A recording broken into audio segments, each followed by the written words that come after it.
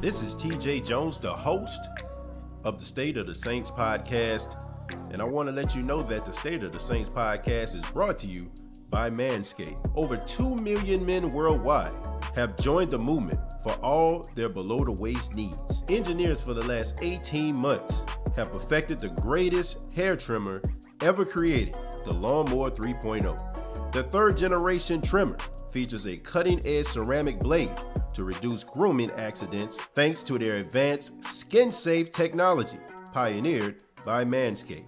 You can choose the Lawnmower 3.0 as well as other items by going to manscaped.com, and you can also save 20% by using the promo code State of Saints. That's manscaped.com.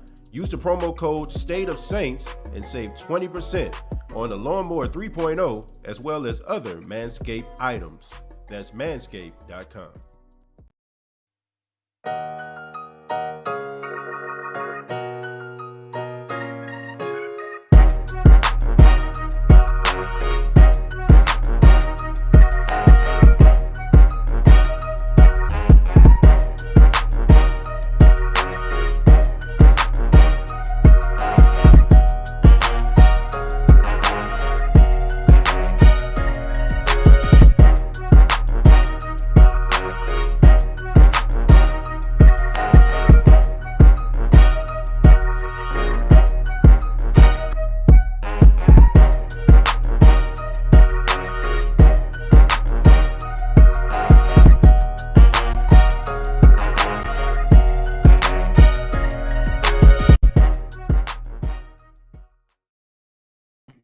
Hey, what's going on, Who That Nation? It is yours truly, TJ Jones, the host of the State of the Saints podcast.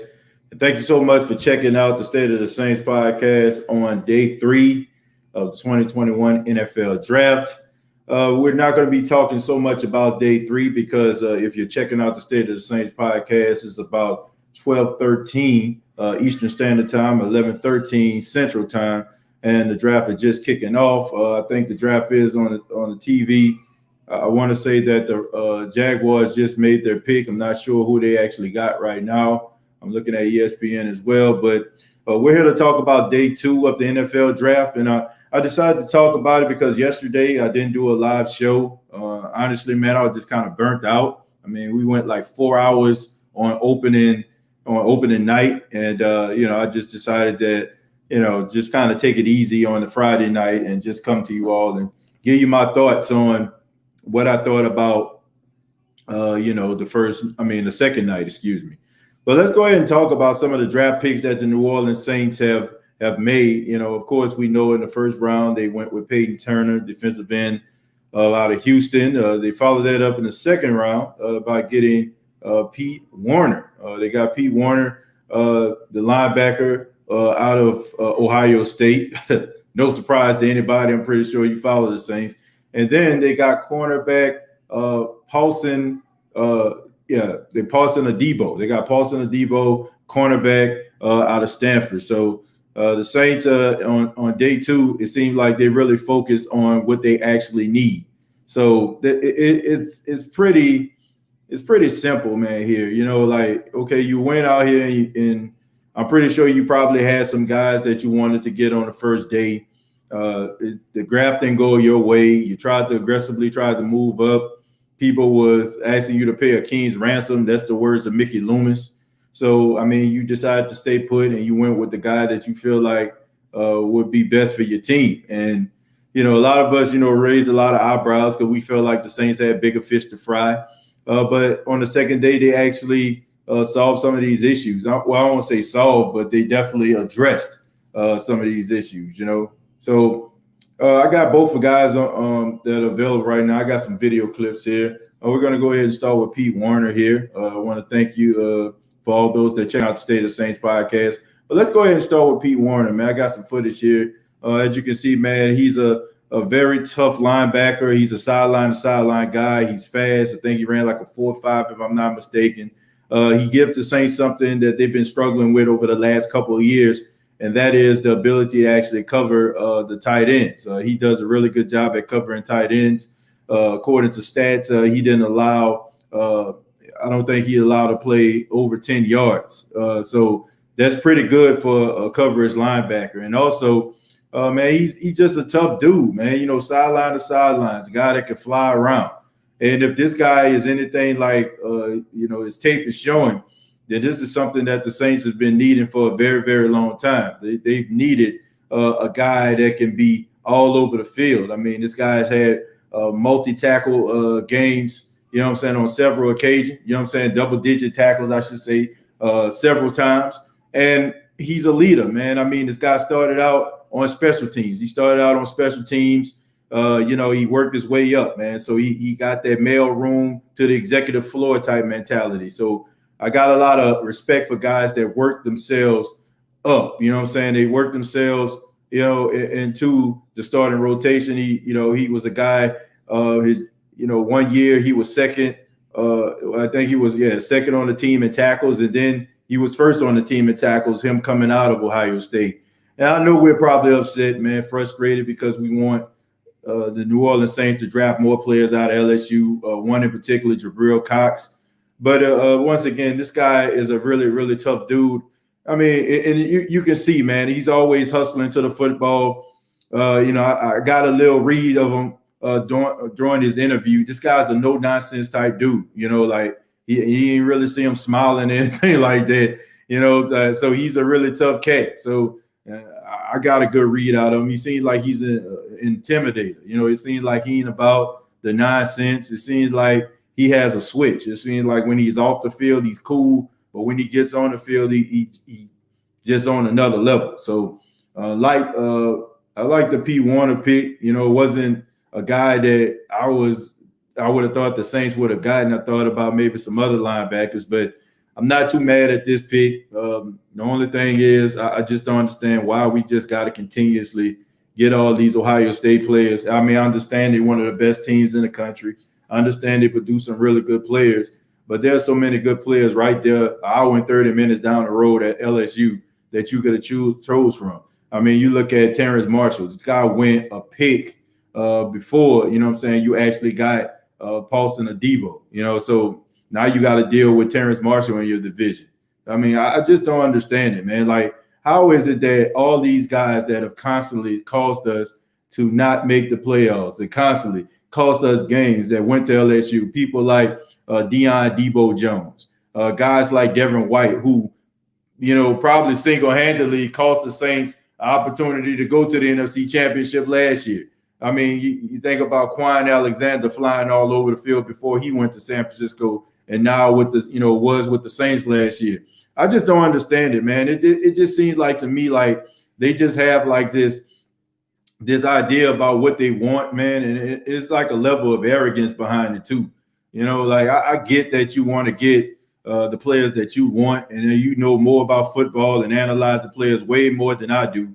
I just don't understand it, man. Like, it's not like LSU has a history of players not being up to snuff, players that are not tough, players that are not gritty, players that are not disruptive and borderline Hall of Famers. These guys, every single year, they get drafted, and the next thing you know, all of a sudden, like, these guys are all-world players. And they always seem to always become a linchpin in the Saints' plans. Like, it's ridiculous, man. So I just don't know, man. I don't know if they just got a problem with LSU players. I don't know if they just feel like these guys are too close to home. Maybe they feel like that might affect them with their decision-making and being close to family members and stuff like that. Maybe they feel like that might cause them to make bad decisions. But all I know is LSU players across the board, all over the field, all over the NFL, borderline Hall of Famers, all pros, all over the place. You look at Tre'Davious White, you look at Patrick Peterson, you look at the Honey Badger, you look at Greedy Williams, you look at all of these other guys out here, man. Deion Jones, you look at Devin White, Quan Alexander before he got hurt, Jarvis Landry, Odell Beckham Jr., Justin Jefferson. The list goes on and on. I'm like, y'all get a first hand. It's not like y'all don't get the station where LSU play on. You're right down the street. So not mad at the picks. I just wish that they actually would commit to some of these LSU players, man. And I'm not just saying that because, like I said, it's right down the street. It's just the fact that these guys are really, really good. And I just don't understand. Like, what's the difference between LSU and Ohio State? I really don't. I really don't understand it. Like, they have sideline to sideline linebackers just like Ohio State. They got shutdown corners just like Ohio State. You can make an argument to say LSU produce better pros than Ohio State do. So I just don't. I don't understand it. Like, I don't. Like I said, I'm not mad at the picks. I think the picks are really good. I think they serve a purpose, but I just don't get it. I'm not understanding it. Maybe y'all can help me understand, but I really don't. But let's go to some of the comments before we move on to Paulson Adebo's highlights. I'm gonna start with Sean. Thank you all so much for being here. Sean says, got to trust Peyton and Loomis in Ireland. They've done a good job overall with drafting and bringing in young players. Look, I mean, Sean, I definitely trust them. You know, I don't have an issue with the guys that they draft. It seems like 9 times out of 10, they knock it out of the park. But I just think that sometimes, like, they overanalyze. Like, it's not like they make the right decision. Like, don't get me wrong. But the players that we be lobbying for most of the time for them to get always tend to be really good players, better players than they actually have on their squad. Like, I mean, I'm just being serious, man. Like, think about this, right? 2018, everybody and their mama wanted Lamar Jackson, right? We thought for a fact the Saints were going to trade up and get Lamar Jackson. But instead, they end up getting Marcus Davenport. Marcus Davenport has an issue with getting on the field. Lamar Jackson is a league MVP. Led his team to their first, he won his first playoff game this past season. You know what I'm saying? This team, like, this guy, does not lose a whole bunch of games in a regular season. And so this is something that you can actually build on. A very electrifying player. You think about us wanting Patrick Queen. Like, we're lobbying, we want them to get Patrick Queen. But instead, we got Cesar Ruiz. And the jury's still out on Caesar. But if you look at these two guys' rookie season, who had the better rookie season? It was Patrick Queen. So it's not like, they don't make the right decisions. It's just the fact that the guys that they can actually have make more sense and they do more things. That's all I'm saying. Alfred, thank you very much for the $4.99. Says, tired of the projects. TJ, we need dogs. Not really too happy with our draft. Panthers have a good draft, though. Yeah, the Panthers are really hitting it out the park, man. They're hitting it out the park. They're not afraid. They got J.C. Horn. They got Terrence Marshall. Guys that we wanted to see in the Who Dat Nation. So they definitely, they definitely doing a really good job in this draft. I have no problem with them whatsoever. Let's go with Mark. Mark says the Saints want LSU linebacker Jabril Cox. Well, Mark, I really can't tell. And, before I get to fluid thoughts here, I want to say this, man. Like, what's the difference between what Jabril Cox brings to the table and what Pete Werner does? Like, I feel like they do the same thing. I feel like they both are good at covering linebackers. Covering tight ends and running backs. And I really feel like they both can be sideline to sidelines. What the hell is the difference? I really don't understand. Like, I don't understand, like, what's the difference between Pete Werner and Jabril Cox? So if they wanted Jabril Cox to me, they would have got him. It's just as simple as that. If they was as in love with this dude as we thought they were, they would have got him. There was nothing that was stopping them from doing it. The only thing is, like I said, they love these Ohio State players. We just got to come to grips. Like, they laughing it off and making it seem like, oh, it's just a coincidence. No, it's not.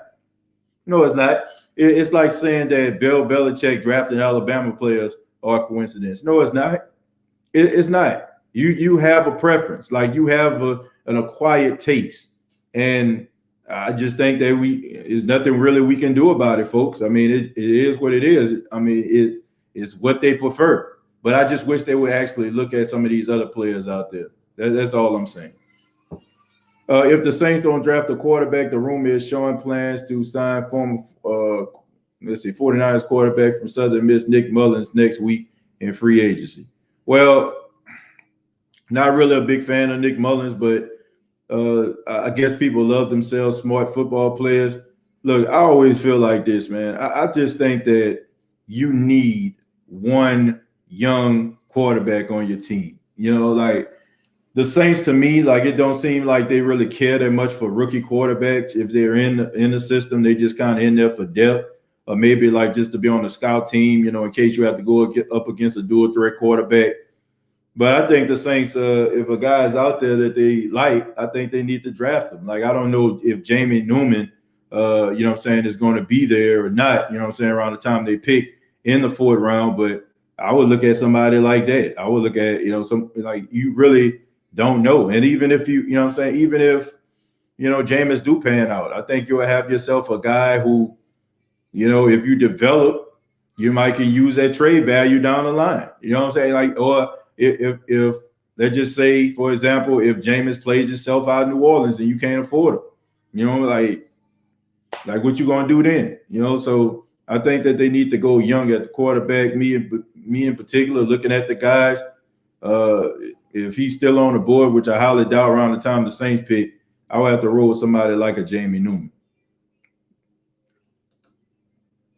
Already read that one. And Black and Gold Breakdown Podcast said J.C. Horn and Terrence Marshall were picked. Panthers made out of spite.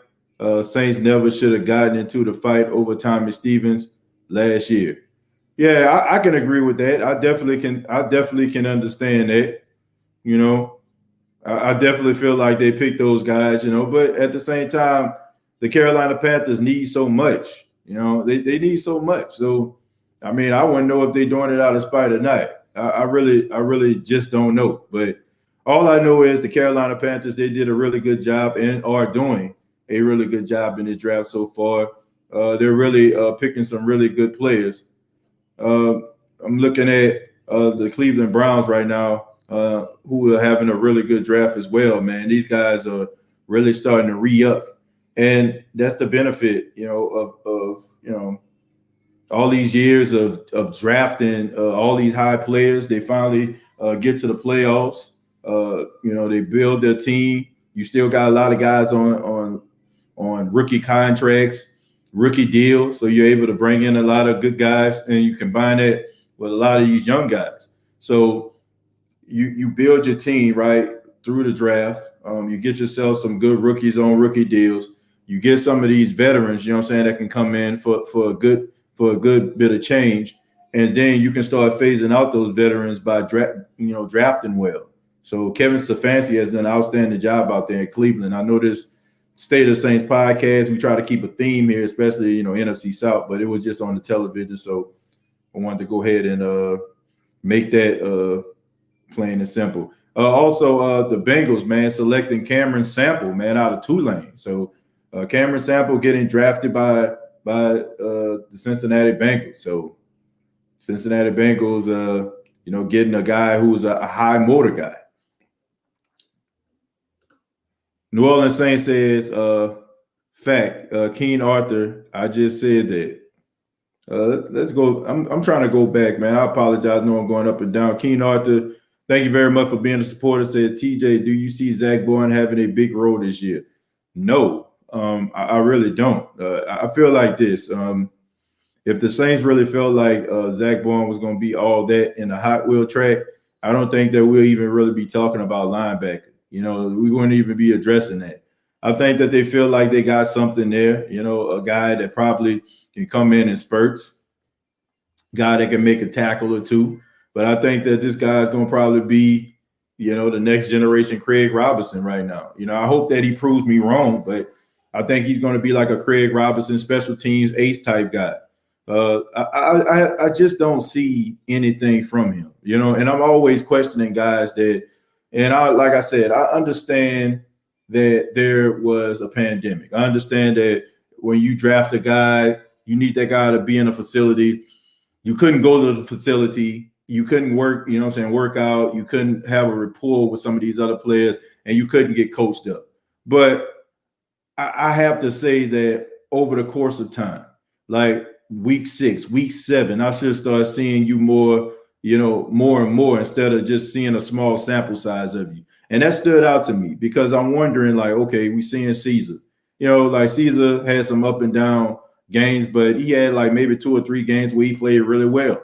And then you see Adam Troutman, he played so well. You start to see him in places where you would possibly see, Josh Hill.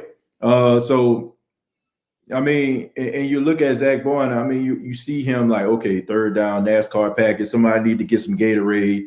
You're seeing him on special teams. That's not it, man. That's not it. Not that late in the season.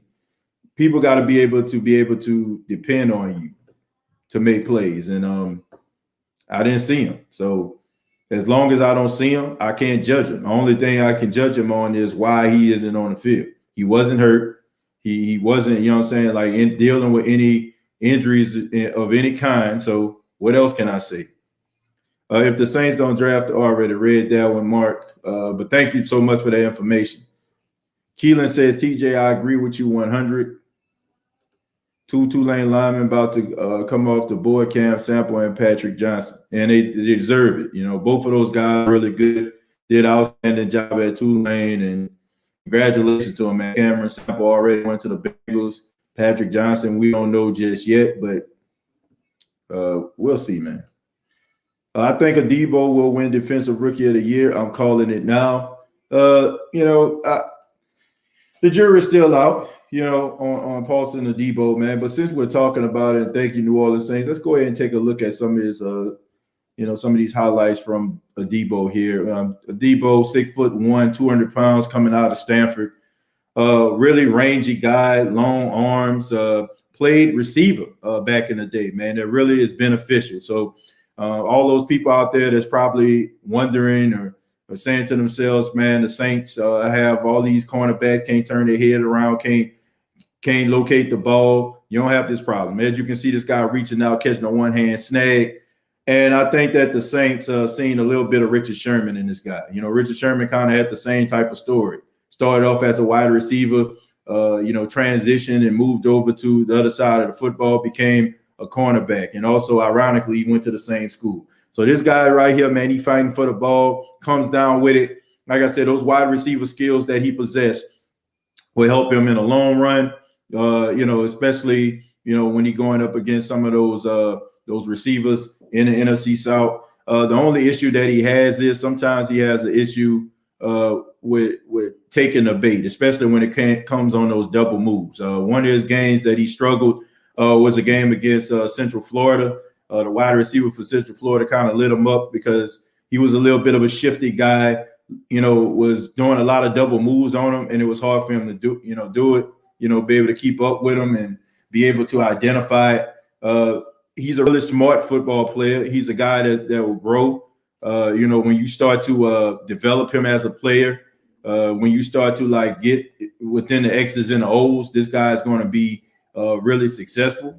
He needs to work on some of his lateral movements, man. He needs to work on his hips. You know what I'm saying? Like I said, sometimes he has an issue of not dissecting a play correctly, and sometimes he's susceptible to getting beat. Like when he's on, he's really on. Like you can't. So I guess if I can think about somebody, we have to say Lattimore. When he's on, he's on. Like when he's off, my goodness, is he off, man? He looked like one of the worst cornerbacks on the field. But I feel like this guy, I like how, he seems like a very smart guy, a guy that pays attention to detail, a guy that I feel like will be able to thrive in a Chris Richard secondary. I think that once again, I think the Saints looked at this guy could be the next Richard Sherman. And also to me, just kind of solidifies my logic in thinking that for the right price, I think the Saints are really looking at Richard Sherman. You know what I'm saying? I can really see after this pick, I can really see Richard Sherman coming to the New Orleans Saints. I think that the New Orleans Saints might end up getting Richard Sherman. I think that the attractiveness of it all, right? You have your old assistant defensive coordinator, your secondary coach out there in Seattle. You got a guy that went to your alma mater that has measurables like you. I can see that Richard Sherman on the tail end of his career trying to be a little bit of a teacher. You know what I'm saying? And I think that'll be helpful. I think that not only be helpful to Adebo, but also Lattimore as well.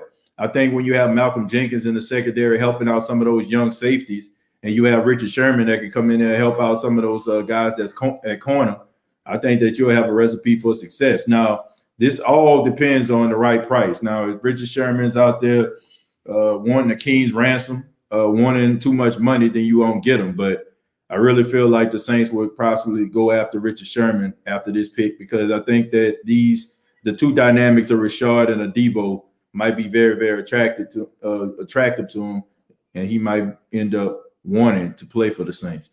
Keen Arthur, thank you very much for $5. Said TJ, what wide receivers is left? You think we should go after? We need a Calvin Ridley type of pair of Mike T, and should we grab another scrappy cornerback? Yeah, you know what I'm saying? Like I know we keeping this theme going, and I'm not sure. Like I said, I'm not watching the draft right now. I'm not. But a wide receiver that I've been lobbying for is Cornell Powell. Cornell Powell is a guy that I feel like would be really good for the Saints, and I think I may have some footage of Cornell Powell that's available right now. If you give me a second, I think I'll be able to take a look and see if I can find it. But Cornell Powell, a wide receiver, yeah, he's a wide receiver out of Clemson. He's a guy that I feel like would be a good complementary to Michael Thomas. He's a guy that kind of have like the same height and weight of Michael Thomas, but the only difference is he's a tad bit faster. He's a guy that can get yards after the catch. He's a guy that I feel like would be a good fit for the New Orleans Saints.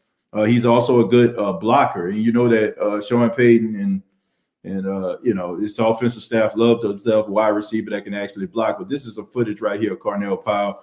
This is a guy that I feel like would be a good fit for the New Orleans Saints. As you can see, like he's a guy, good third down guy. I feel like the Saints are missing a guy that can really fit on third down. Trevor Lawrence throwing him the ball, as you can see, man, good locator of the ball right there. So I think that he would be a really good fit for the New Orleans Saints. Also in goal line situations right there, you know, being able to get those 50-50 balls in the back of the end zone. Jameis throws him the ball, you know, he'll be able to catch it in the back of the end zone. I can see that happening. Once again, yards after the catch, you can see the speed, you know what I'm saying? Catch the ball, I mean, he takes it to the house. So that's why I feel like the Saints need to look at this guy. Now, I don't know if he'll be there. Like I said, I don't know how the way the draft going. I don't even know if he's going or not, but he would be a good pick for me.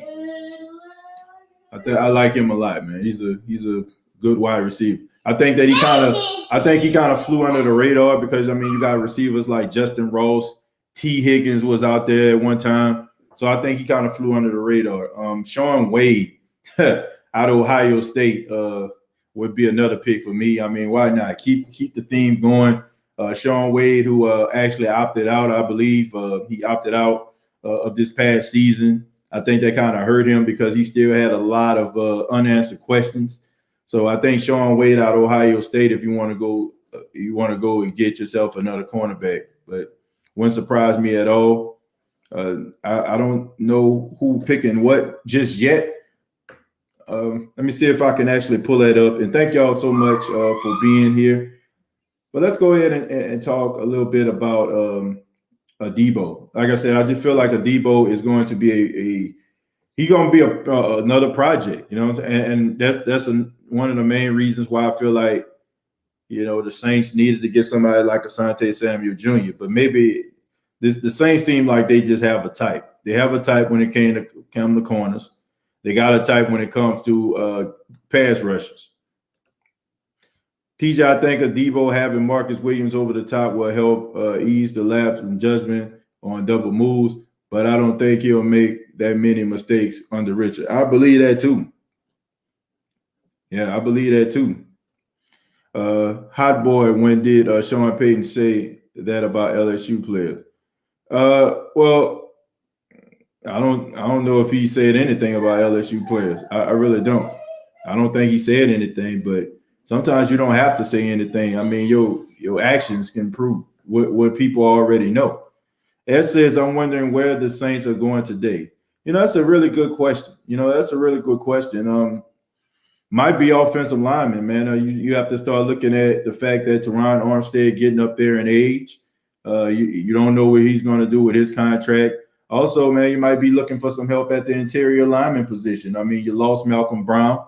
You might want to get somebody that can help with that. You know, and also, man, I'm still not satisfied with safety, and you might want to get yourself another young quarterback. Like I said, Jamie Newman if he hasn't been drafted just yet, I feel like he's still out there. Maybe somebody like like him, Sam Ellinger. You know what I'm saying? That's another pick that could be good for a fourth round pick. I really believe that these guys can get some really good players. Barnes from Purdue go to the Lions. Dalman goes center from Stanford goes to the Atlanta Falcons. So those are the picks right now. So the Falcons get themselves a center in the fourth round of the NFL draft. So they're trying to keep Matt Ryan upright. Matt Ryan kind of, they struggle with pass protection, keeping up Matt Ryan. Matt Ryan getting up there in age, so he's becoming a little bit more of a statue in the pocket. So they might want to help him.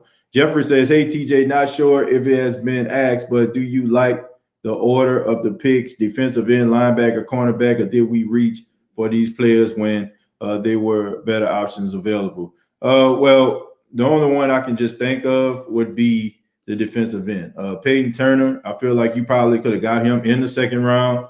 I think that you could have got, him probably late, maybe even third round, the way the draft fell. It depends. That's the only pick that I kind of scratched my head about. Pete Werner, I can understand that because you need help at linebacker.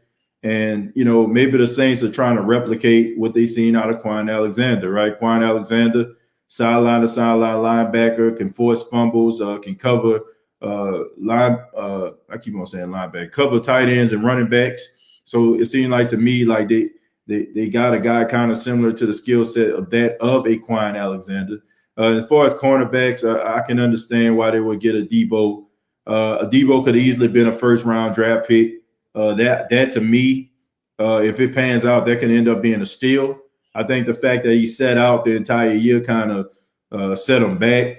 Teams, it seemed like they didn't, they're not really wanting to touch some of these guys if they felt like they didn't come back and play. So I think that Adebo, if he would have came out there, played Stanford his senior season or his last season, I think that he probably would have end up going into the first round. So this could end up being a steal for the Saints. I mean, this guy, he had like 8 interceptions in 22 games. So like I said, he can locate the football, man. He has wide receiver hands because he played wide receiver. Only thing I will have to look at and question, can he, be able to locate the ball? Also, sometimes, man, he can put himself in a position to get some of those PIs, those pass interference calls sometimes, because he's a little bit handsy, man. And we know that when you play for the Saints, they don't give you nothing. All right, you got to have immaculate coverage at all times. You know what I'm saying? Every now and then, they might end up like giving you a break, but 9 times out of 10, we know they coming. Yando says Werner pick was a reach. Not mad at the position pick, but the player is a reach. Adebo is a decent pick. Yeah, I mean, you got to look at the fact, 3rd round pick, Debo, anything else he does, you pretty much can be like, okay, we got something here. Anytime you pick a pick in the 3rd round, if a guy doesn't pan out, it's unfortunate, but at the same time, it's still like you're taking a gamble. You really want to make sure that you're getting right those first 2 picks, right? The 1st round pick and the 2nd round pick. I feel like with Werner, I can understand how you feel the way you do, but I don't think it was a bit of a reach if you look at what the Saints actually want. What the Saints try to do to me, if they have success at one position, that player that they actually are trying to, find or, replace, they try to find a player that with that same similar skill set. Like you look at Quan Alexander, like I said, his ability to fly around the field, his ability to guard tight ends and running backs, P. Warner fits that mold. So the Saints don't try to go away from something that works for them.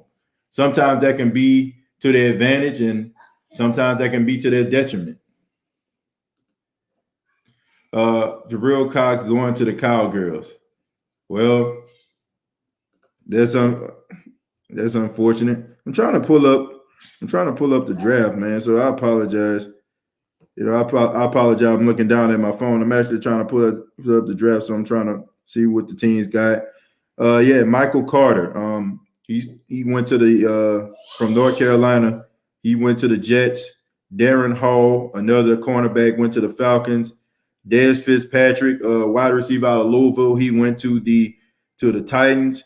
James Hudson, offensive tackle, went to Cincinnati.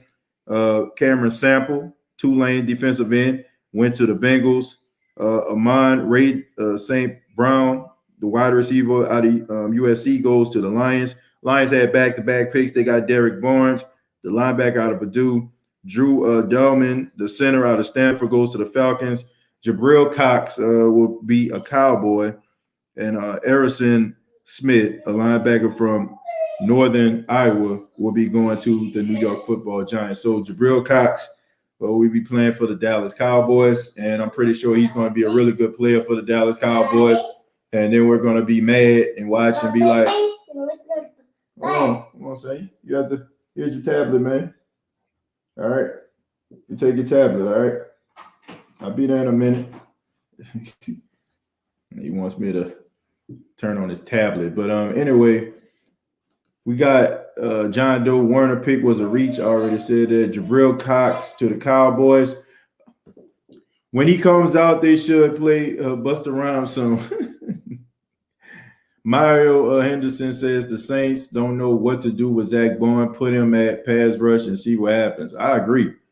I mean, go for what you know. You know, so that's the thing that worked out for him in college. So why not? Let's see. The Saints will be picking at pick number 133, unless, you know, something changed. They decide to move up in the draft. But at 133, the Saints will be picking. So hopefully they pick somebody that can be, you know, somebody that can come in and, you know, and try to get themselves a roster spot. I mean, this is the fourth round, folks. You know, when you go looking at rounds 4 through 7, these guys will have to compete to try to get themselves a job. Damon Newman, I don't think he has been drafted. Neither has Sam Ehlinger. I would aim for them. Maybe Felipe Franks. Yeah, I mean, I'm more of a Sam Ehlinger guy because I feel like he kind of is a Sean Payton type guy. But I also forgot about Ian Book. You know, Ian Book is a guy that Sean Payton likes, so who knows? TJ, is Cornell a burner? Not so much a burner, but he's faster than Michael Thomas, and he can't get vertical. So I think that, look, you know, I'm more concerned about a third down receiver, a guy that can convert on third down. He can have a little speed, and that's fine. But the Saints already got burners. They got guys they got Deontay Harris. They got Traquan Smith. And, you know, Traquan Smith is really faster than people give him credit for. I just think that the reason why we don't see that is because of Drew Brees' arm strength at the time when Traquan got there. You know, they weren't able to utilize the strength of Traquan Smith. But like I said, Deontay Harris, you know, a guy that's a burner. Traquan Smith, Callaway can run as well. So I think you need that guy who can, you know, run all the routes. He can get down the field where he just don't seem like he just one-dimensional.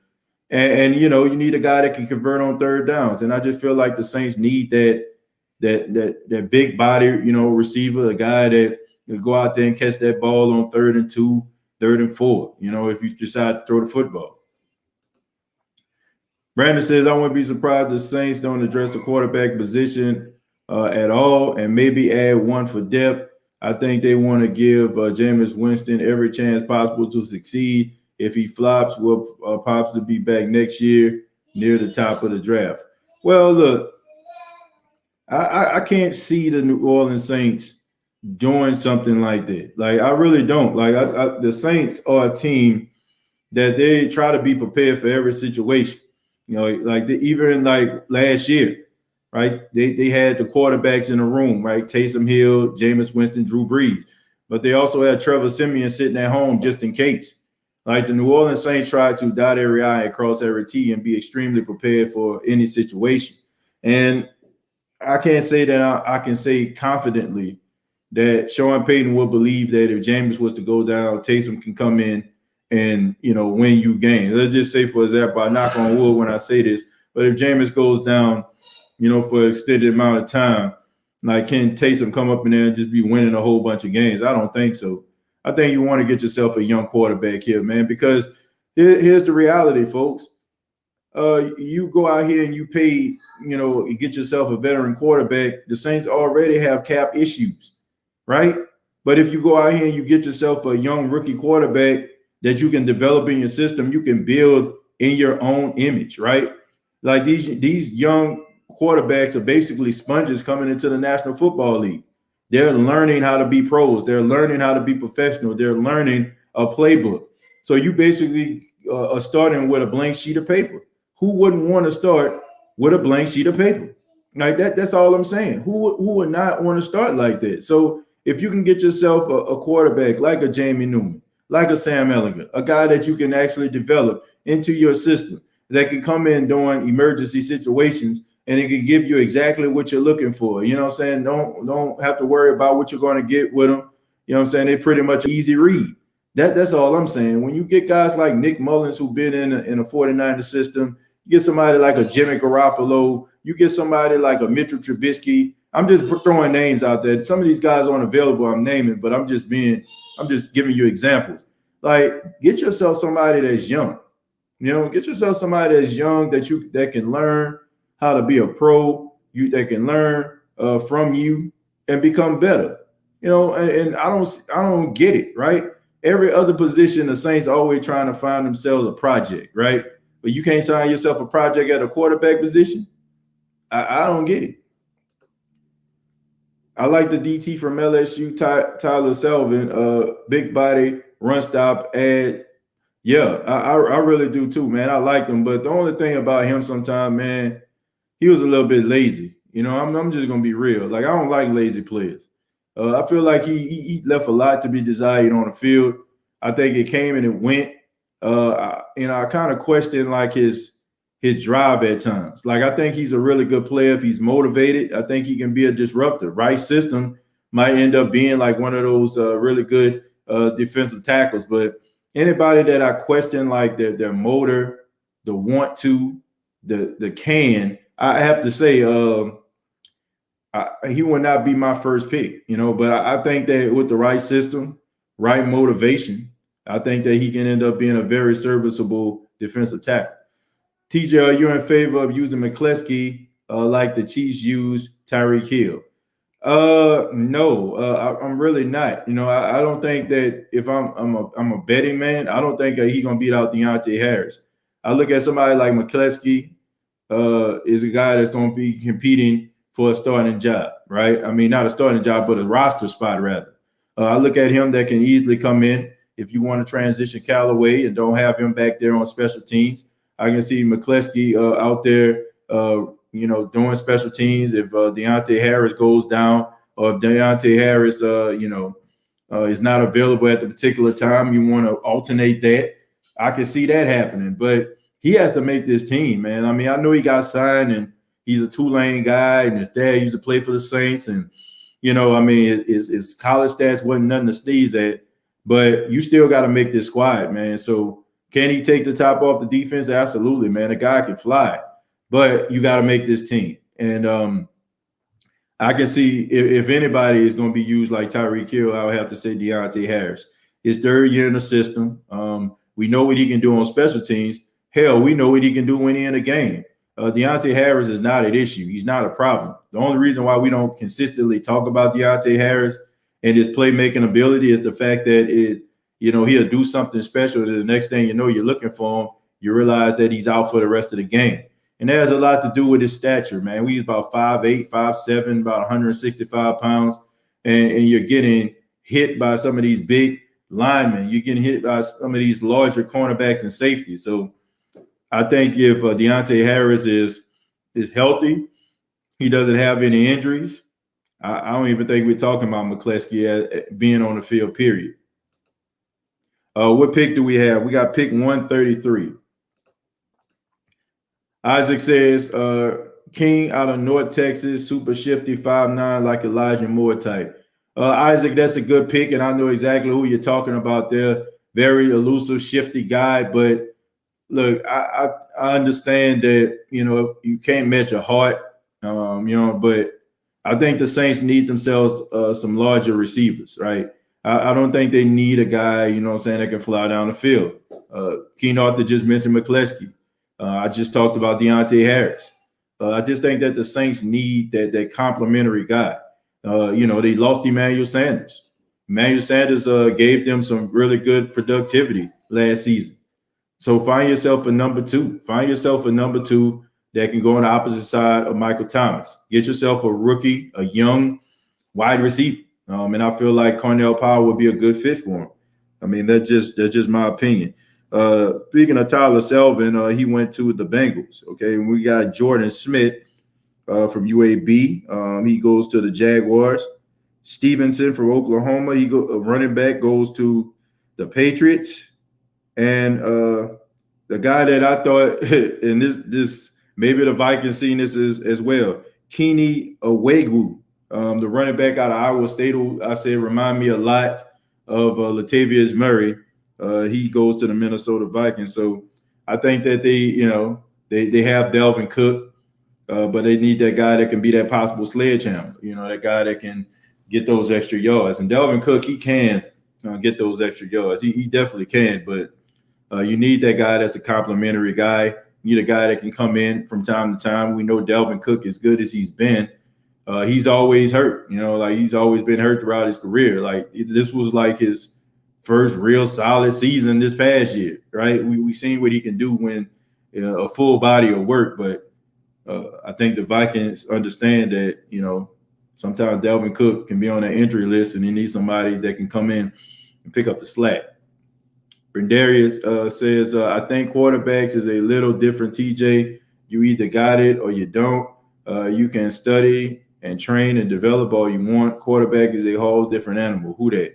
I do agree with that, but it is all about being in the right system as well, right? We see quarterbacks that come in, they come in third, fourth round, get in the right system, and they play really well. I think it's all about who you actually go to. I think it's all about like what you can actually show. And and Jamie Newman, let's not get this twisted, man. If the guy played for Georgia, if he decided not to opt out, he definitely could have been a second round pick, even a third round pick. So a lot of this has a lot to do with the fact that these guys set out. A lot of these teams are, man, when your job is on the line, right? You got to go with the guys that you actually seen. And we all know that this is a world, of instant gratification. Like out of sight, out of mind. Jamie Newman leaves Wake Forest, goes to Georgia, and was supposed to put up a really good campaign. So if he would have went to Georgia, played serviceable, did a good job, this guy wouldn't even be talked about right now. He wouldn't. He would be rather – I don't know if he'll be a first round pick. That's a little bit of a stretch, but he definitely would be like something like a second or early third round pick. The only thing that he had going against him was the fact that he set up. But it's all about the system that you actually go to, man. We see late round quarterbacks have success in the National Football League, but it's about putting them in positions to succeed.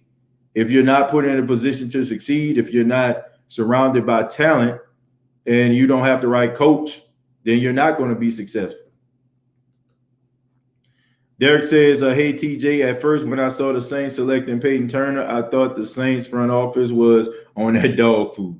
But the linebacker and cornerback complements that first very well. Derek, that's true. I was very upset because I just felt like they had bigger fish to fry. Now that they addressed those needs, in the first two draft picks on the second day, I think that we all can agree that the Saints, they understood that. Now, I think maybe they had somebody else on the radar. Maybe that guy was gone. I think when Greg Newsome the second was gone, I think that was it for him. You know what I'm saying? I think that's when they realized, okay, man, let's just go with a guy that we like a little bit more than others. So they decided to go with Turner. But they realized that they couldn't go any longer without addressing a linebacker and a cornerback position. So give them credit for that, man. Give them credit that they actually went back there and they got a guy, you know what I'm saying? Like both of these guys can turn out to be really, really good, right? Or they can turn out to be really, really bad. That's the the problem that we have with the Saints. Sometimes we wish that they would actually go with a sure thing a little bit more than they actually do. They always go with those guys that nobody really heard of. And I joked around. I said you have to use binoculars and a treasure map just to find out who the heck they are. But it's just the truth, man. But they do their due diligence, man. And it's very rare over the last couple of years where the Saints draft somebody and we're like, what are you thinking when it all said and done? You just wish that they actually went with a guy that it probably most likely would have been successful. I just think that if a guy is a really good player above average player in college, if you take him and put him in the right system, I mean, he will grow from that, right? So if he's a borderline great player in the right system, he's going to become a great player. If he's an average player, he goes to the right system, he might become a good player. So I'm not saying that the Saints, be getting it wrong because we know that they don't. It's just the fact that we just wonder, like, why would they do that? John Doe says, swag player David Moore, guard from Grambling State as a late round lineman prospect. Well, that wouldn't surprise me at all if the Saints go that route. Zach McPherson goes to the Philadelphia Eagles, the cornerback out of Texas Tech, and John Bates goes to the football team. He's a tight end out of Boise State. But David Moore, I mean, that's right up the Saints' alley, man. The Saints, they're always looking at those schools that nobody really be checking for like that. They really, man, it wouldn't surprise me. Like you be watching like some of these movies where they always have like that weird prospect and everybody's talking about how well touted he is. And all of a sudden you be like, where do you stay? And all of a sudden, like you all up in the swamp, you all up somewhere, that you never even heard of. It's insane, to actually see. But they do their due diligence, man. One thing we can say about the Saints is they do their homework. Rudy, what's going on? Dill Pickle says Adebo opted out and dropped down. Yeah, that's just what it was. He would have had better draft position if he would have stayed in school. Kim says, listening to Mickey, they tried really hard to get up there, but wasn't willing to give up the house and a home. Yeah. You never know how a player is going to turn out. You have players with big names who don't perform, and then you have the ones with no name who shine. Saints don't draft off names. They draft off versatility and who fits the scheme of the culture. Kim, that is absolutely correct. They definitely do that. The Saints are a culture team. You know what I'm saying? They're not so much of a skill team. I think that back in the day, that I want to say from like 2012, 2015, like a lot of people consider those as the dark ages of the Saints, especially when it came to the locker room, because the locker room was like so divided. It was so divided, in fact, that even Drew Brees at this particular time was thinking about retiring because he was like, he just didn't really care for the culture of the locker room. You had guys, there was me guys instead of we guys. And now you look at the New Orleans Saints, they try to find guys that kind of fit into that culture, guys that they're going to come in, they're going to do their job, they're smart, but at the same time, don't have to worry about being, just a bunch of, like I'm for myself and nobody else matters. So they definitely are a culture-based team.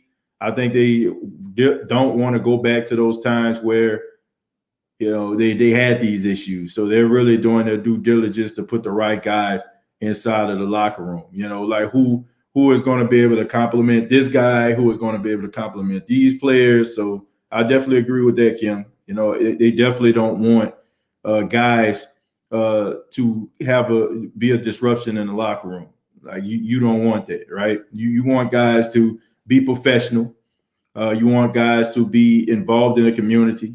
You want guys that you don't have to worry about around 3 o'clock in the morning. You want to be getting a phone call. I know Marshawn Lattimore, you got a phone call about him, but that's kind of a rarity over these last couple of years. So we see how these guys get along.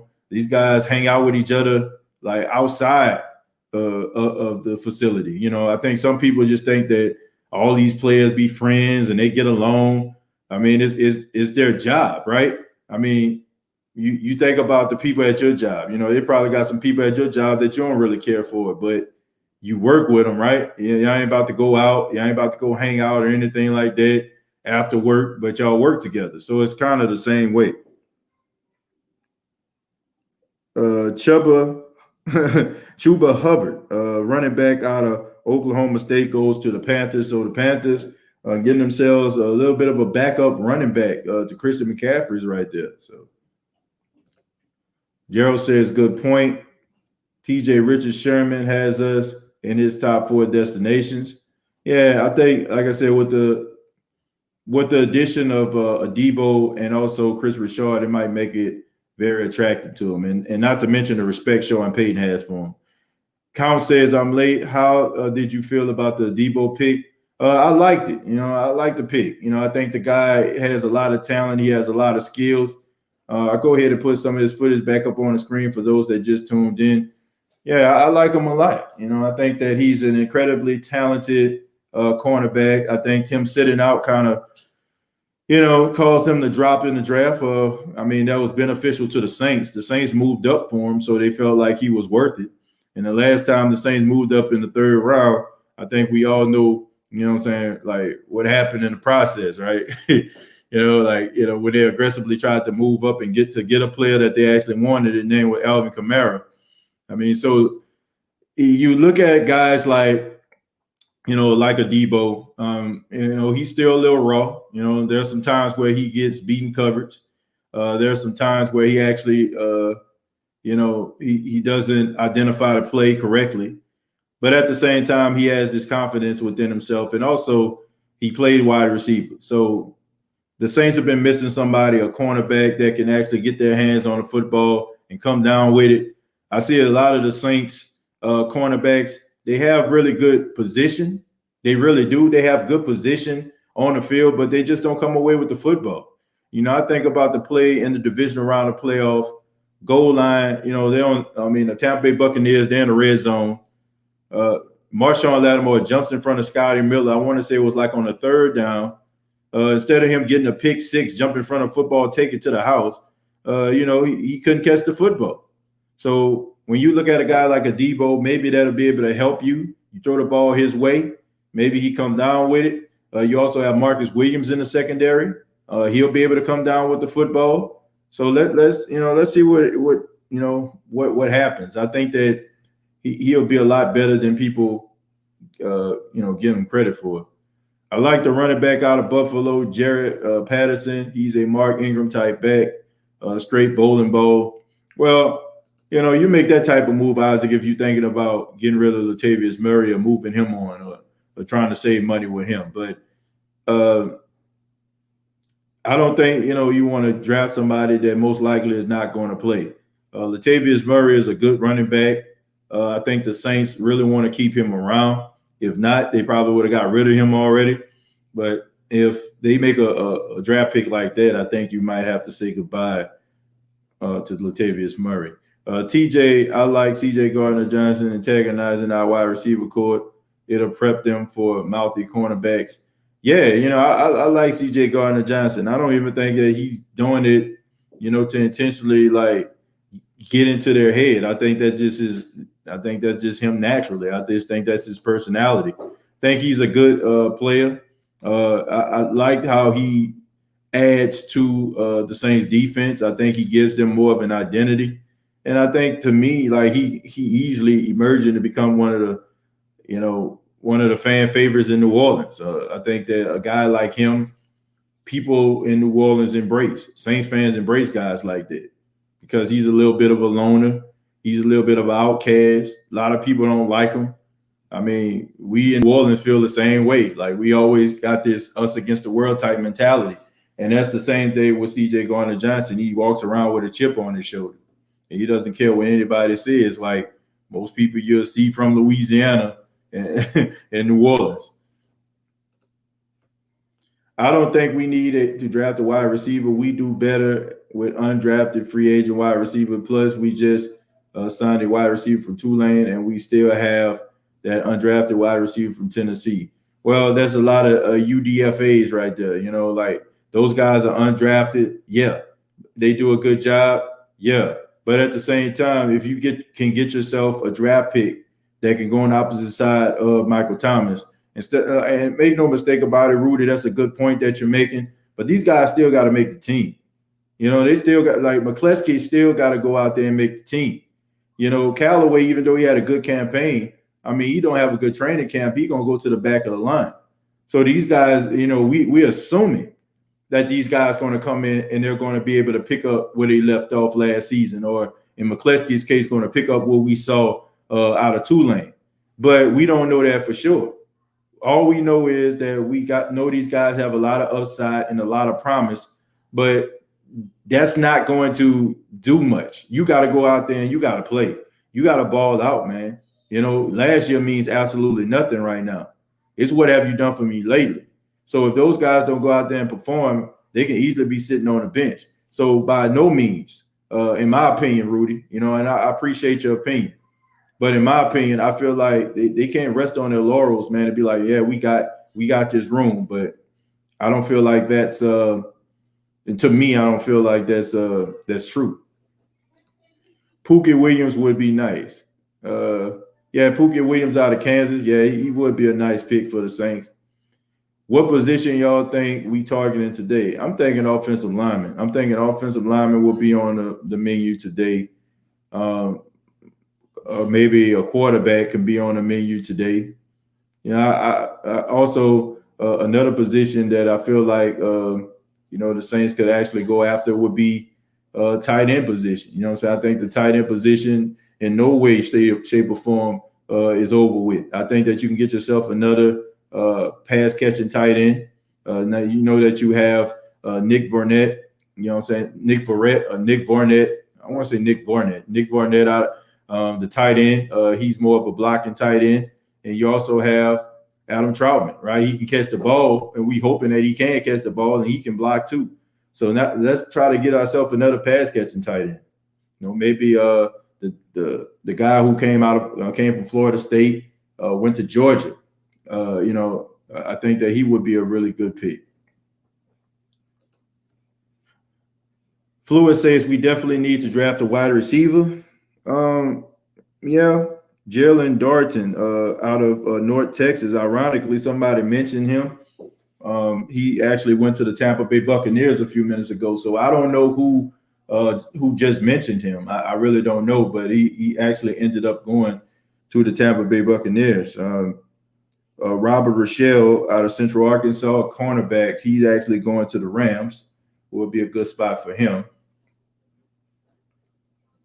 And already read that one. Cass says, thank you very much for being a supporter, by the way, brother. And I think Jawan Johnson at tight end would be third on the depth chart. Yeah, I can see that happening, Cash. Not so much him playing tight end primarily, but I can see him coming in, the Saints lining him up as a tight end in situation. So, yeah, he's a big body guy. He's a very large, intimidating guy. But at the same time, like, I don't know, man. I would like to see him at wide receiver. I would like to see him at wide receiver. See, I think a lot of us, we're probably getting things a little bit, I don't want to say misconstrued. Well, I guess I can, because I think that we're looking at these guys based on what they look like in the Saints uniform over the past couple of years, or even last year, they're rookies. We're not looking at the fact that some of the things that these guys actually did well, they could not do because Drew Brees was limited. Drew Brees came out and said he was limited. He said he only had limited tools in his toolbox. Yeah, I mean, that's a quote from Drew Brees. So a lot of these guys, the things that they actually do well and the things that the Saints probably looked at in the film room and said, man, we need to get this guy in here, they couldn't do, right? So I think Jawan Johnson, I would like to give him a second glance.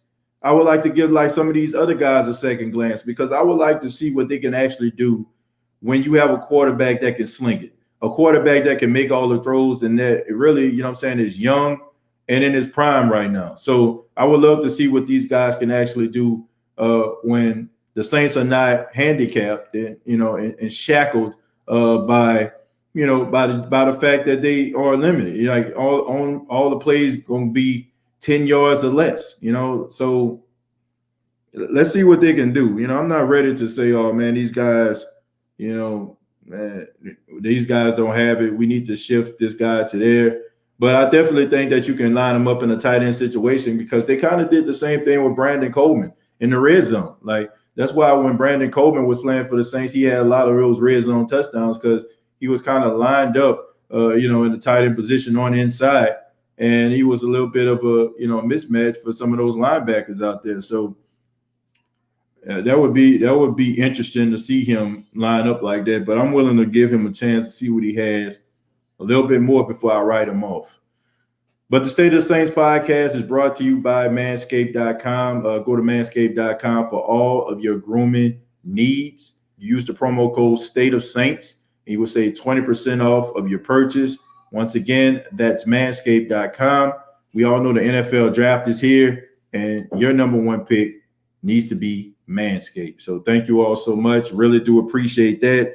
We're probably, I don't know if people's televisions are a little bit ahead of mine, but the draft is at pick 131. So right now the Ravens are on the clock, or they made a pick.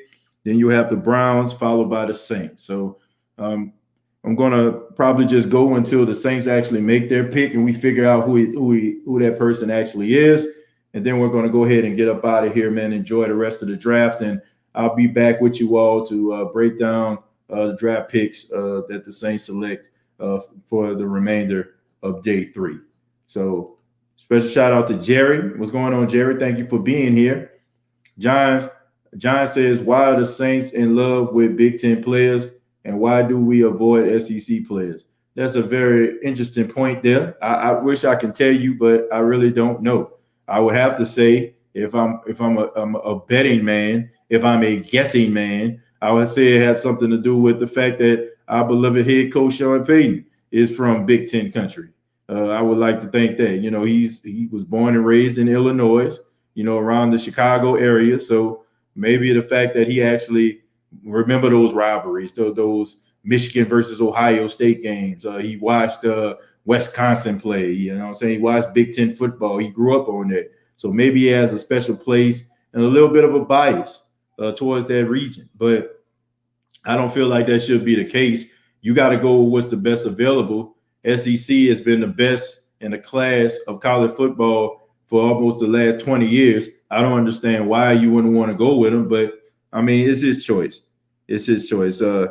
Tylan Wallace, the wide receiver out of Oklahoma State, goes to the Baltimore Ravens with pick number 131. On the clock right now are the Cleveland Browns. Want to make sure that that's correct right there. Yeah, okay, they already made their pick. Tylan Wallace out of Oklahoma State. They're showing his footage right now. He seems like a guy, that can run. Don't look like the fastest guy in the world, but look like almost like a Willie Snead type guy, like guy that's a good possession receiver. So that seems like that'd be a good fit for somebody like Lamar Jackson. The fact that Lamar Jackson is one of those option quarterbacks, even though he can sling it. He needs like one of those guys to me, one of those guys that kind of fit within that little box where he can actually get those third down, those little quick passes that he likes to throw so well. Marquez Callaway, I won't deny he stepped up. Let's hope he can stay consistent because consistency is key. Well, yeah, that's definitely the truth. I think that the kid have a good head on his shoulders. I don't feel like the success of last year is going to cloud his judgment because I think he understands, man, if you don't go out there and perform, it's not like you're a first round pick. It's not like you were a guaranteed pick. You were a guy that was an undrafted free agent. And I think that you have to look at that. So he has to understand that every year is a proven year, right? You have to prove it. You know what I'm saying? This is a St. Louis type game we play, right? This is a show me game. You got to show me what you can actually do, and if you don't show it, then it's not going to happen. It's not. Matthew says, I hope we grab Kalen Hill. Let's see here. I think that we would be great in our offense. What are your thoughts? Yeah, I think he definitely would, man. I think that he would be a good pick for the New Orleans Saints. He's extremely talented. I want to say this is a guy. If we're talking about the same guy, he played for Ohio State, if I'm not mistaken, right? Is it the wide receiver from Ohio State? I want to make sure that I'm being correct here. But I think, yeah, if he's the wide receiver that I think we're talking about here, yeah, he's a guy. He can fly, man. He's not afraid to go up for the ball. He's not afraid to rise up. Oh, okay, now, yeah, the running back. Now we're talking. Now we're talking. Okay, yeah. Yeah, with Hill, yeah, the from Mississippi State. To me, he's like a poor man's Le'Veon Bell, right? You know what I'm saying? But to me, the only issue that I have with him, the only issue that I have with him is the fact that I feel like Mississippi State kind of ran him into the ground. You know, I think that he was the best player on the team. He had a lot of touches in college, a lot of touches, man. So right now, the New Orleans Saints are on the clock. Tommy Tugalai, defensive tackle out of Ohio State. Ironically, he gets picked right before the Saints have to pick who love Ohio State players. But yeah, but Hill, yeah, man. I just think that he had too many carries, I think he had too many carries, man. I think that Mississippi State should have had a complimentary back to help him out. I think that's one of the reasons why I feel like he kind of falling in the draft. I mean, that's a lot of tread on them tires out there. Yeah, but I definitely know what you're talking about. I mean, he's a really good player. He has hands almost like a wide receiver. He sees the field really well. He has really good field vision. But he reminds me a lot of Kevin Smith, man. Kevin Smith came out of Central Florida a couple of years ago, was a really good running back. But, I mean, this man was having like 35, 40 carries in one season. Like, they ran this man to the freaking ground, all right? So, the New Orleans Saints pick is in right now. I'm actually watching on ESPN. Let's see what they're actually going to do here. Don't know, but they're just showing the footage right now. So, don't know who the Saints going to pick just yet, but yeah, when you said Hill, man, I was thinking about the wide receiver Hill from Ohio State. But yeah, they both were good. You know what I'm saying? They both were good. So let's see what the Saints are going to do here. I'm not looking at the screen right now because I don't want anybody to take the tell me, because I know some people televisions are ahead of mine. So right now I'm going to look and see what the Saints are actually going to get.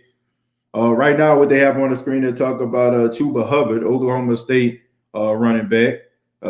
We know, and looking at the Carolina Panthers selections here, J.C. Horn, Terrence Marshall, Brady Christensen, Tommy Tremble. Okay, so you look at the Carolina Panthers, man. The Carolina Panthers are really trying to stack and trying to build a team, and they did a good job, man. I think if you're looking at the NFC South as a whole, you have to say the Carolina Panthers have really hit it out the park, man. You got to give them credit where credit is due. But let's see what the Saints are going to do, man. Let's see what the pick that they're going to select. Got Dan Moore on the screen, offensive tackle. So, I mean, they're trying to get better. They're trying to get better at the offensive line. If you're a Pittsburgh Steelers fan, you definitely got to do that, man. You got to be able to protect Big Ben. Big Ben getting up there in age, you got to be able to know how to protect the guy. Aaron Rodgers, thank you very much for $2. Said New Orleans is looking real good to me right now. Might be too rich for our blood, Aaron. You know, might be too rich. I appreciate you taking my question. I always enjoy your commentary. Much love. No problem, Matthew. Thank you for being here. Sorry, I thought the Hill you were referring to was the wide receiver, but when somebody told me about Mississippi State, I was like, okay, yeah.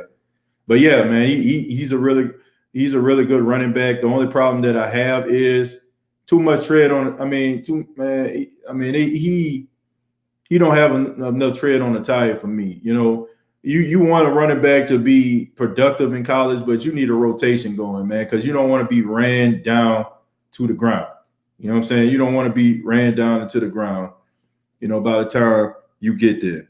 But as we can see, man, Ian Book going to the New Orleans Saints. So the Saints select Ian Book out of Notre Dame, man. That's interesting right there. The fact that the fact that the New Orleans Saints selected Ian Book here, not a surprise. If you checked out Sean Payton, he said Ian Book reminds him a lot of himself, right? Ian Book is a guy that it reminds him of him. So not a surprise there, man. But Ian Book coming out of Notre Dame, coming from a team, got a lot of opportunities to actually check out Ian Book. I'm trying to see right now if I can actually pull up some footage of Ian Book while we're waiting here. But yeah, Ian Book, man, is a guy that, had a really good offensive line. He had a great opportunity to be seen so many times. The fact that, he played on Notre Dame. Notre Dame has a contract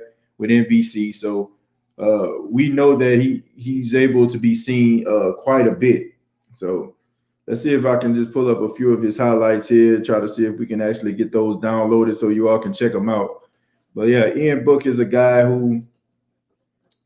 that Sean Payton loves. Say he reminded him a lot of himself. What do y'all think about this pick, man? What do y'all think about Ian Book coming to the Saints? The Saints finally getting themselves a quarterback. But I think that he'll fit in well. I think the fact that the only thing the questions that I have for Ian Book is the fact that you played with a really good offensive line at Notre Dame, and a lot of the passes that he threw and that he overthrew and he underthrew, I feel like he shouldn't have. Like you had an opportunity to deliver a ball because, you could have really been in that contention to be a Heisman Trophy candidate. Like how many years goes by that we see Notre Dame offensive linemen go off the board because they're almost like a offensive line factory, man. Like you got to put them up there almost in the same category as a Wisconsin. Like they always have really good linebackers. You think about for the Cowboys, Zach Martin, right? You know what I'm saying? You think about Quentin Nelson. You know what I'm saying? You think about guys like that. So that's the only question I have from him working on his accuracy. But nevertheless, it's a good pick. It was about that time. Even though you have Jameis Winston, you can't just put all your eggs in one basket and be like, okay, man, Jameis is going to work. You got to be able to, you got to be able to have some depth at that position because you really just don't know. So right now, so I'm just pulling up a few of his stats right now so we all can kind of just check out and see what he has here. Let's go ahead. So we'll go ahead and go ahead as I download this and try to save it. And while it's downloading, I'll go ahead and take some questions. Get that out of the way. Pick that up. Do that. All right. TJ, I told y'all. I would have thought they would have got somebody like a Sam Ehlinger or something like that. But Ian Book definitely was somebody that I mentioned before. I kind of, I think my issue was I really didn't want to see him get drafted by the Saints so much. So, but for me to say that I don't think that Ian Book wouldn't have been the Saint, I would have been lying. Especially since Sean Payton went up there and he basically said, the guy reminds him a lot of himself. Like Ian Book reminds him of himself. So no Carnell Powell, man, no wide receiver. So in the next round, I don't think the Saints got a pick until the 6th round. If I'm not mistaken, they don't have a 5th round pick due to the fact that they lost that pick due to COVID, not following COVID protocol. So we got Paxton back there crying.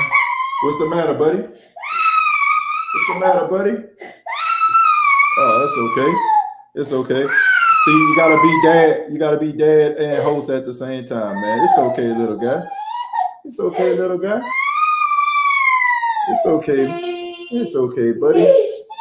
It's gonna be all right. It's gonna be okay.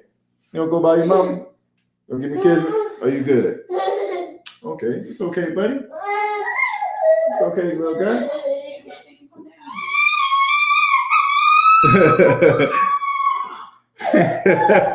Baby crying over book. So you see.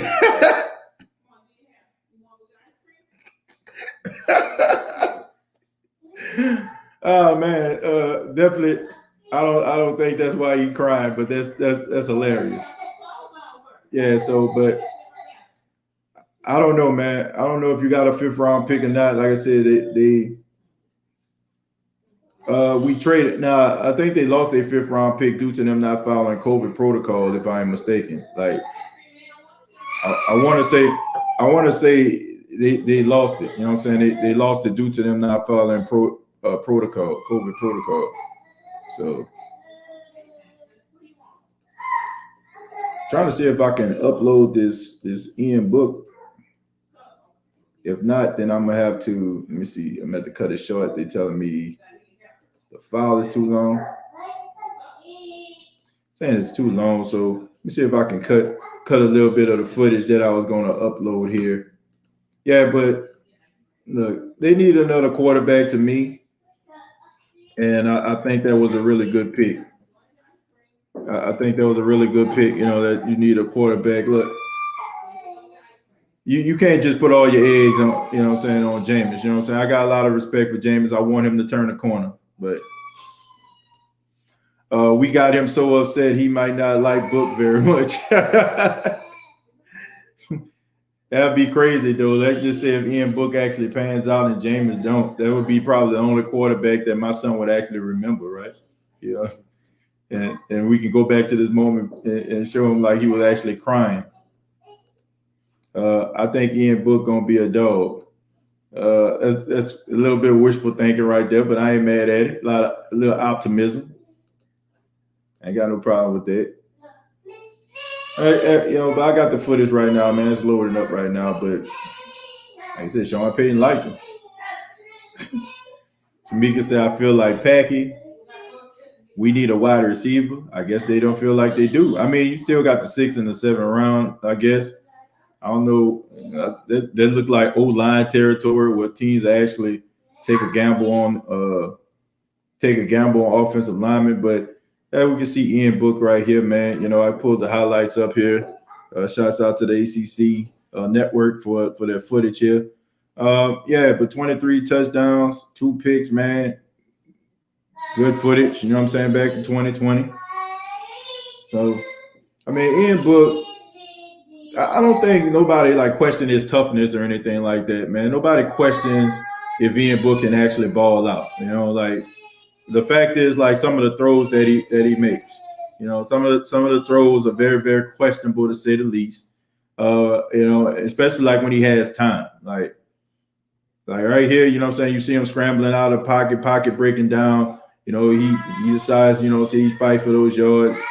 Like I said, the toughness, man, trying to, you know, dive in for a touchdown. Like you gotta like stuff like that. You gotta like that he just didn't, you know, took what the defense gave him. You know, he tried to fight and try to get that touchdown, pocket breaking down, not panicking, you know what I'm saying, rolling to the left. And, you know, just stretching out for that touchdown. Okay, I mean, that's good stuff right there. That's the type of stuff that will make you turn into like a fan favorite. Right here, you know, we see him. I mean, he goes down the field. Okay, good pass, good delivery. All right, gets the ball into the hands of your playmakers. You know, to me, that's more of what number 11 did than what Ian Book did. But look, in the right system, Ian Book can be a really good quarterback, making those good decisions, having good timing. I think that he'll pan out, man. He'll pan out. But I want to say thank you all for checking out the State of the Saints podcast. I would like to know what you all think. We will be back, talk a little bit about the rest of the NFL draft. We're going to break that down on the 6th round and the 7th round. Maybe the Saints end up moving back into the draft. We really just don't know. But I want to say thank you all for checking out the State of the Saints podcast. Subscribe to the YouTube channel. If you enjoyed the content, please right now go ahead and give it a thumbs up. Show everybody that you love the State of the Saints podcast. Thank you for supporting the State of the Saints podcast. Thank you to everybody that donated throughout the show. I ask that you become a supporter of the State of the Saints podcast. You can go to youtube.com. You go to the State of the Saints podcast channel page, and you can hit the word join. Or you can go to facebook.com and go to the profile page of the State of the Saints, and you can hit support as well. Previous episodes available on iTunes, Spotify, iHeartRadio, Anchor FM, and follow the State of the Saints podcast on Twitter at State of Saints. You all enjoy the rest of your day. I'm going to really figure out what Paxton was crying and enjoy the rest of my day, man, with the fam. I hope you all do the same. Enjoy the rest of the 2021 NFL draft. We'll be back to break it down. And all I got to say is, who dat?